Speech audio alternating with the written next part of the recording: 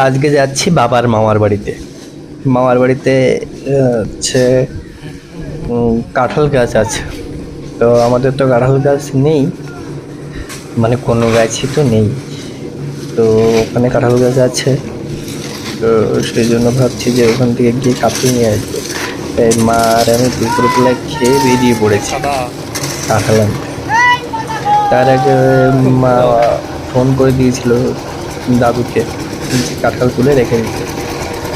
তো সেই জন্য আমরা চলে এসেছি, কিন্তু এখানকার রাস্তা খুবই ডেঞ্জারাস। মানে আমি বাইক নিয়ে এসেছিলাম, বাইকটা এক জায়গায় রেখে এসেছি, তো মাঝপথে একটা খাল পড়ে, তো বাইক পার করা যায় না।